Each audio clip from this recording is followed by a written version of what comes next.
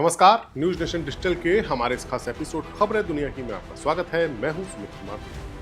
फरवरी 2026 से अमेरिका और इजराइल के साथ ईरान की लड़ाई चल रही है। ये युद्ध अब लगभग 6 महीने तक चल चुका है। हथियारों की लड़ाई एक जगह अटक गई है, लेकिन हॉर्मुज जलडमरू मध्य के रास्ते को लेकर नई लड़ाई तेज है। 26 अगस्त को तेहरान में ईरान और ओमान के विदेश मंत्री मिले। इसके बाद ईरान ने एक टेम्परेरी समुद्री रास्ता तैयार होने का ऐलान किया। ईरान के उप विदेश मंत्री काजेम गरीब आबादी ने कहा कि रास्ता करीब 7 मील चौड़ा होगा। जहाज खाड़ी में घुसते समय ईरानी पानी से गुजरेंगे और बाहर निकलते समय भी रास्ते का एक हिस्सा ईरानी सीमा से ही जाएगा।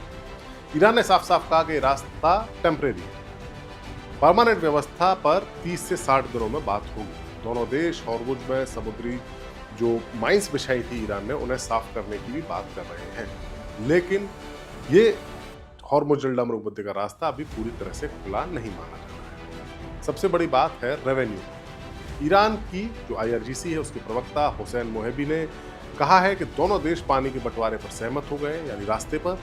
हॉर्मुज से आने वाली कमाई के हिस्से पर भी सहमति बन गई, यानी ईरान अब इस रास्ते से फीस वसूलने की दिशा में आगे बढ़ रहा है। युद्ध से पहले हॉर्मुज सभी के लिए खुला था। पूरी दुनिया के जहाज यहाँ से फ्री आते जाते थे। ये एक इंटरनेशनल रास्ता था, लेकिन अब यहाँ पर ईरान फीस वसूलने की दिशा में आगे बढ़ रहा है। दुनिया के तेल और गैस का करीब 5वां हिस्सा यहीं से गुजरता है। जहाजों को इसके लिए अलग से पैसे पहले नहीं देने पड़ते थे, लेकिन अब सीन पूरी तरीके से पिक्चर बदल गई है। ईरान इसे सुरक्षा और सेवा शुल्क मान रहा है। पहले भी कुछ जहाजों से पैसे लेने की खबरें आई थी। फरवरी के अंत में युद्ध शुरू हुआ था। उसके बाद से ईरान ने हॉर्मुज को बंद कर दिया। यहाँ माइंस बिछाई।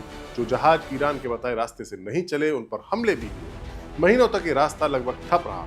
जून में अमेरिका ईरान के बीच एक अंतरिम समझौता हुआ था। उसमें युद्ध को रोकने, ईरान पर लगी पाबंदियों को हटाने, ईरान के सीज किए हुए पैसे को छोड़ने की बात थी।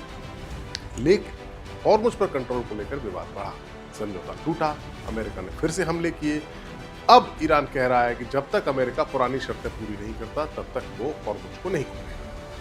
सैन्य जहाजों को तो बिल्कुल भी यहां से नहीं गुजरने दिया जाएगा। अमेरिका के लिए ये स्थिति कठिन है। प्रेसिडेंट ट्रंप कह चुके हैं कि अमेरिका बड़ी जीत हासिल कर रहा है। उनका दावा है कि माइंस साफ हो चुकी है, रास्ता चालू है, लेकिन हकीकत इससे जुदा नजर आ रही है। हफ्तों तक रोज बस कुछ जहाज ही यहां से पार हुए। 6 महीने की बमबारी के बाद भी ईरान झुका नहीं और अमेरिका को फाइनली हमले रोकने पड़े, क्योंकि उसका मिसाइलों का स्टॉक्स गिरने लगा। इसीलिए अमेरिका अब ताकत के बजाय आर्थिक दबाव बनाता है। वॉशिंगटन ने नई पाबंदियां लगाई हैं। ट्रंप इसे इतिहास की सबसे बड़ी इकोनॉमिक कार्रवाई बता रहे हैं। उन देशों को भी चेतावनी दी गई है जो ईरान के साथ कारोबार करेंगे, लेकिन ये आर्थिक हमला भी पूरी तरीके से असर नहीं दिखा पा रहा। जिसकी वजह है चीन। ईरान का सबसे बड़ा कारोबारी साथी चीन है, जो लगभग उसका 80 से 90% हिस्सा तेल का खरीदता है। अमेरिका ने कुछ कंपनियों और जहाजों पर पाबंदियां लगाई हैं, लेकिन बड़े चाइनीज बैंक्स पर सीधा हमला नहीं किया। अमेरिका चीन से बड़ी टक्कर लेने से बच रहा है। दोनों देशों के और भी कई सारे इंटरेस्ट जुड़े हुए हैं। चीन ने इन पाबंदियों को गैरकानूनी बताया है। बीजिंग का साफ साफ कहना है कि वो अपने इंटरेस्ट को सिक्योर करेगा। ईरान के साथ उसका व्यापार अंतर्राष्ट्रीय कानून के दायरे में है। अब दो तस्वीरें एक साथ दिख रही हैं। एक तरफ अमेरिका समझ चुका है कि ईरान को सिर्फ ताकत से नहीं हराया जा सकता, इसलिए आर्थिक पाबंदियों का रास्ता उसने चुना।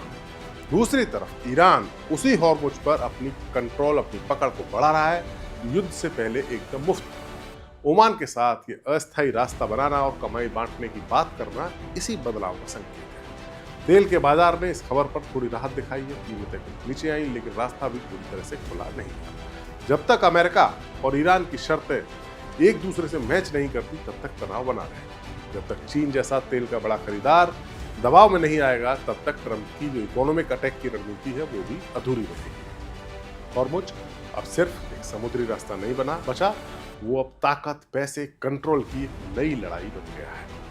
हमारा वीडियो आपको कैसा लगा? कमेंट सेक्शन में जाकर अपनी राय हमें जरूर दें। नमस्कार।